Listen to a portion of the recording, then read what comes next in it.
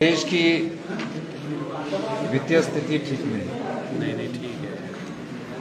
और इस वित्तीय स्थिति में के लिए अगर कोई जिम्मेवार है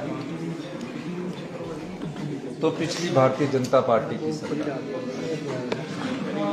जिन्होंने जो जनता का पैसा जब उनके पास रेवेन्यू डेफिसिट ग्रांट जो केंद्र सरकार से मिलती है, जो फाइनेंस कमीशन द्वारा 15th फाइनेंस कमीशन द्वारा तय की गई थी, उसके अनुसार पहले वर्ष उनको 10,000 करोड़ रुपया मिला और 10,000 करोड़ रुपया मिलने के बाद ये रेवेन्यू डेफिसिट ग्रांट कम होती गई। हमारी सरकार आने के बाद इसमें और कमी आई और अगले वर्ष 10,000 से घटकर 3,000 करोड़ रुपया रह जाएगी। यानी कि जो 15th फाइनेंस कमीशन टैक्सेस में जो राज्य का शेयर है उसका 70% जयराम ठाकुर जी की सरकार ने अपने कार्यकाल के समय एग्जॉस्ट कर लिया है, यानी कि उसका उन्होंने खर्चा कर लिया है। उसके बाद ऐसी स्थिति पहले कभी नहीं थी। हमारी सरकार ने इसमें नियम अपनाकर और आगे कैसे बढ़ना है इस दिशा में पहले बजट से ही हमने अपनी रूपरेखा तय की। दूसरे बजट में भी उस रूपरेखा को हमने आगे बढ़ने के बारे में बताया गया है। हमारे आर्थिक प्रबंधन से और हमारे जो हमने काम किया, हमारी अर्थव्यवस्था में सुधार होता दिख रहा है। ये पहली बार है कि प्रदेश के राजस्व में 2200 करोड़ रुपए की पहले वित्तीय वर्ष जो 2023-24 का है राजस्व अधिक अर्जित किया गया है।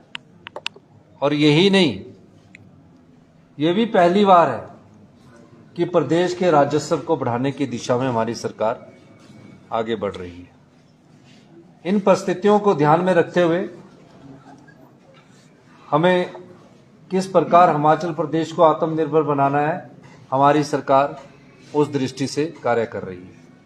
और आपने मुझे सुना होगा, मेरे आप पिछले बातों को भी ध्यान से रखें कि हमें कुछ कड़े फैसले लेने पड़ेंगे। इन कड़े फैसलों के स्वरूप हम आगे बढ़ रहे हैं। मैं चाहूंगा प्रदेश की सभी जनता का, समाज के सभी वर्गों का हमें सहयोग मिले और जिस दृढ़ निश्चय से और जिस इच्छा शक्ति से हम आगे बढ़ रहे हैं, इस स्थिति पर हम आने वाले वित्तीय वर्ष में काबू पाने की पूरी कोशिश करेंगे और 2027 तक हिमाचल प्रदेश को आत्मनिर्भर बनाने में प्रयास हमारे सफल होंगे। यही मैं बार बार कहता हूं और 2032 तक हिमाचल प्रदेश को समृद्धशाली और अमीर राज्य बनाने में कोई रोक नहीं सकता, लेकिन उससे पहले हमको इसके फैसले करने। सरकारें आती है, सरकारें जाती है। आज हम मुख्यमंत्री है, कल कोई और मुख्यमंत्री हो, लेकिन प्रदेश देंगे तो भविष्य की जो युवा पीढ़ी है उनको रोजगार कहां से पैदा होगा, नई योजनाओं पर कहां से धन आएगा, शिक्षा का स्तर जो कि गुणात्मक शिक्षा के स्तर पर हम 18वें स्थान पर पहुंच चुके हैं, उसमें कैसे सुधार आएगा। हेल्थ सेक्टर में हम निचले स्तर पर पहुंच चुके हैं, उसमें कैसे सुधार आएगा।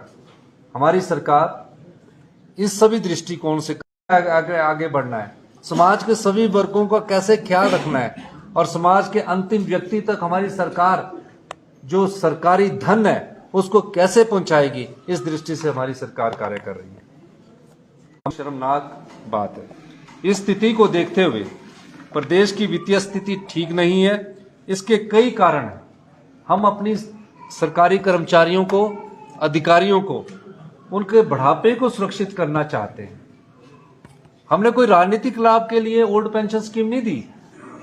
जिसकी सरकार बने अभी 1 महीना हो और वो सरकार 1 महीने के अंदर ये फैसला करती है कि हमारी जो ओल्ड पेंशन स्कीम है उसको बहाल कर दिया जाए। हमने उस ओल्ड पेंशन स्कीम को बहाल किया, इसलिए किया कि बुढ़ापे में उनको हर महीने अश्योर्ड इनकम मिलती रहे। और उसके कारण भी केंद्र सरकार ने हम पर कई प्रकार की प्रतिबंध लगाए हुए हैं। मैं आपका उसका उदाहरण देना चाहता हूं। जो नई पेंशन स्कीम आई है उसमें 10% सरकारी कर्मचारी और अधिकारियों को अपना शेयर डालना पड़ेगा। हम उसमें ओल्ड पेंशन स्कीम में कोई शेयर नहीं ले रहे हैं। हमने कहा है सरकार का कर्मचारी, सरकार का अधिकारी जो भी होगा, उस सरकार के कर्मचारी और अधिकारी को हम ओल्ड पेंशन स्कीम देंगे, क्योंकि मैं भी खुद एक कर्मचारी का बेटा हूं, मैं पीड़ा को जानता हूं। इस संदर्भ में हमारी सरकार ने यह फैसला किया कि जो हमारी रेवेन्यू डेफिसिट ग्रांट जो वर्ष 2023-24 में घटकर जो 24-25 में सिर्फ 3,000 करोड़ रुपया रह जाएगी। इसके अलावा जब आपदा आती है, आपदा के बाद हमारे को जो हमारे टैक्सेस होते हैं उसका एक शेयर आपदा में रखा जाता है। किसी भी प्रदेश पर जब कोई संकट आता है तो उस शेयर का कोई हिस्सा प्रदेश को आपदा के बाद जो उसकी योजनाओं को क्षति पहुंचती है, सड़कों को क्षति पहुंचती है, उसके लिए मिलता है। उसको बोलते हैं PDNA, post disaster need assessment, यानी कि आपदा के बाद ये जरूरी है कि इस पैसे को देना चाहिए। तकरीबन केंद्र सरकार की टीमें भी आई, केंद्र के सरकार की टीमों ने भी देखा और तकरीबन 9,042 करोड़ रुपए की राशि हमने केंद्र सरकार के पास भेजी। अभी तक वो PDNA की कोई भी राशि हमें प्राप्त नहीं हुई। NPS कंट्रीब्यूशन के लगभग 9200 करोड़ रुपया PFRDA से प्राप्त नहीं हुए हैं। 9200 वो सरकारी कर्मचारियों का अंशदान भी है और सरकार का भी अंशदान है। 9200 करोड़ रुपया अभी तक प्राप्त नहीं हुआ,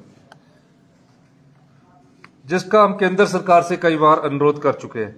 जो GST कंपनसेशन होता है, जब GST लागू होता था, वैट एक्साइज खत्म होने के बाद GST कंपनसेशन जो है जून 2022 में जब भारतीय जनता पार्टी की सरकार में थे, उससे पहले मिलता रहा। महज चुनावों के 5 महीने पहले ये GST कंपनसेशन मिलना बंद हो गया, जिससे प्रति वर्ष राज्य की ट्रेजरी को 2500 से 3,000 करोड़ रुपए की आय कम होगी। OPS बहाल करने के कारण हमारी जो बोरोइंग है वो लगभग 2,000 करोड़ से कम कर दी गई। इन परिस्थितियों से पार पाना आसान नहीं है।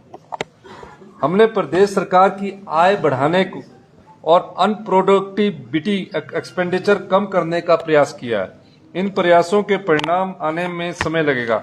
मैं आज सदन में मैंने ये घोषणा की कि प्रदेश की भीषण वित्तीय परिस्थिति के दृष्टिगत मंत्रिमंडल में चर्चा करने के बाद सभी मंत्रिमंडल वाले के सदस्यों ने ये तय किया कि जब तक प्रदेश की आने वाले समय में जो सुधार और अच्छा नजर आता है, 2 महीने तक ना पे लेंगे, ना टीए लेंगे, ना डीए लेंगे।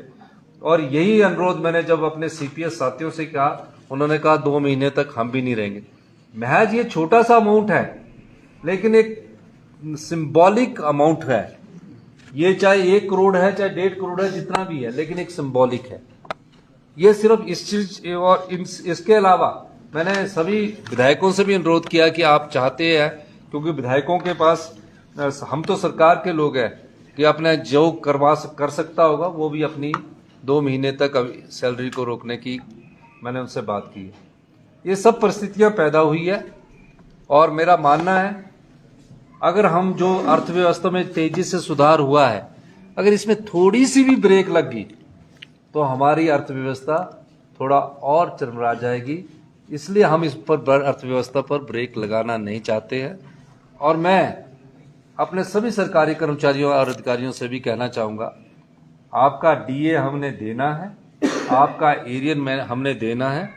ये सब चीज़ें साथ साथ चलती है और जल्दी ही हम, जैसे ही हमारी स्थिति में सुधार हो रहा है, अर्थव्यवस्था में बहुत तेजी से सुधार हो रहा है, कभी 1 महीने ट्रेजरी कम होती है, 1 महीने ज़्यादा आती है, और इस सुधार में हम बढ़ रहे हैं। चाहे ट्रांसपोर्ट सेक्टर में सुधार हो रहा है, चाहे बिजली सेक्टर में सुधार हो रहा है।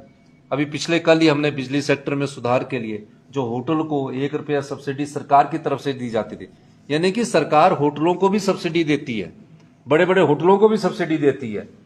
अब जो 5 स्टार होटल है उनको भी हमें 1 रुपया सब्सिडी देते हैं। मैंने पिछले कल ही उस सब्सिडी को बंद करने का ऐलान कर दिया है कि किसी को भी सब्सिडी नहीं दी जाएगी कमर्शियल में। और जो गरीब आदमी है 125, उस पर हमने अभी डोमेस्टिक पर फैसला नहीं किया है, ये स्टेज 1 का फैसला है। स्टेज 2 में और कौन कौन से सेक्टर है उस पर हमारी सरकार फैसला करेगी। इस दृष्टि से आज हमने ये ऐलान किया है। सर, प्रेजेंट डेट में कितना नंबर है सरकार पे कर्ज का? प्रेजेंट डेट में कितना? देखिए, मेरा ख्याल अब तो 90,000 करोड़ से ज्यादा हो गया है। और जो सरकारी कर्मचारियों की देनदारी और निकाल के पहले 10,000 करोड़ थी जो हमने देनदारियां दी है, 1,000 करोड़ कम कर ली है, 9,000 करोड़ की और देनदारियां सरकारी कर्मचारी और अधिकारियों की है। एक बात और मैं बताना चाहता हूं, हमें कैपिटल एक्सपेंडिचर भी करना है, हमें रोडों पर भी पैसा खर्च करना, तभी अर्थव्यवस्था में सुधार होता है। पीने की पानी की योजनाओं पर भी हमने खर्च करना, तभी अर्थव्यवस्था में सुधार होता है। ये कैपिटल एक्सपेंडिचर बोलते हैं इसको कैपिटल एक्सपेंडिचर बोलते हैं।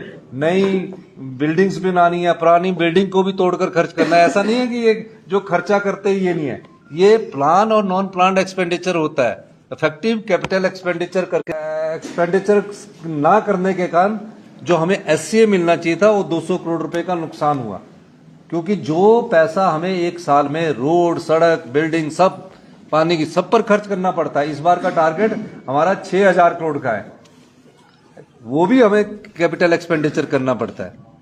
लेकिन वित्तीय स्थिति को कंट्रोल करने के लिए हमारी सरकार ने ये कार्य किया है। सर, विपक्ष जो है शराब में घोटाले का आरोप लगा रहे हैं। नहीं, बिल्कुल ठीक कहा, बिल्कुल ठीक है। बहुत अच्छा क्वेश्चन वो विपक्ष के नेता ने किया, पर वो फंस गए। क्योंकि एक चीज मैं आपको बताना चाहता हूं, ये बिल्कुल सही कहा कि पिछली सरकार में जो घोटाला था वो, आप बताइए, 5 वर्ष भारतीय जनता पार्टी की सरकार रही, तो 5 वर्ष में भारतीय जनता पार्टी ने सिर्फ 5 वर्ष में 665 करोड़ रुपया राजस्व कमाया 5 साल में। अब आप बताइए, घोटाला ये है कि जो एक साल में 485 करोड़ रुपया हमने सरकार की ट्रेजरी में लाया, एक साल में। और जो वो बोल रहे हैं 2-4 ठेकों की बात कर रहे हैं, शराब के ठेकों की, पूरे 5-4 ठेकों की बात करें, वो ओपन ट्रांसपेरेंसी से होता है। उसमें बोली होती है, कई बार ठेका ज्यादा आता है, कई बार कम होता है। लेकिन वो जो रिजर्व प्राइस है वो हमने 10% इस बोली से बढ़ाकर रखा। तो नहीं आए ठेकेदार, तो उन्होंने बोला नहीं आए, तो उसमें क्या हो गया? ये नहीं है घोटाला, तो ये है कि जो 5 साल में 600 करोड़ कमा रहे, हम एक साल में 500 करोड़ कमा रहे। कौन सा ये खुद अंदाजा लगाइए। लेकिन कई बार आंतरिक राजनीति भी होती है। वो एक्साइज मिनिस्टर कौन थे पिछली बार के, उनको इस बात का जवाब देना चाहिए। पिछली बार के जो एक्साइज मिनिस्टर कौन थे कि उन्होंने 5 साल में सिर्फ 600 करोड़ कमाए, हमने एक साल में 500 करोड़ कमाए। और इस साल भी, क्योंकि पिछली बार के बाद इस साल भी जो अभी आंकड़े आ रहे हैं 150 करोड़ रुपए कमा रहे हैं। और एक और मैं बताऊं, उसमें 116 करोड़ रुपए मिल्क सेस के भी कमाए। बहुत हाँ, वो एक बात उन्होंने कही कि शराब के रेट ज्यादा लिए जा रहे हैं, जो कि माननीय मंत्री सदस्य। अब जो शराब के रेट है, शराब पीने वाला तो महंगी से महंगी खरीद लेता है।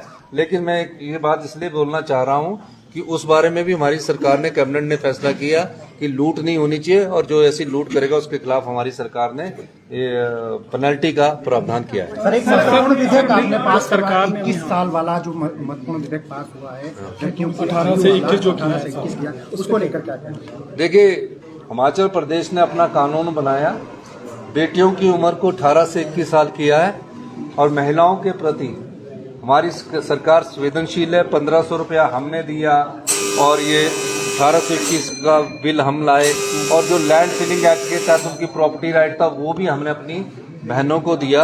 ये भी 1971 के बाद सबसे बड़ी अमेंडमेंट थी। बहुत बहुत धन्यवाद।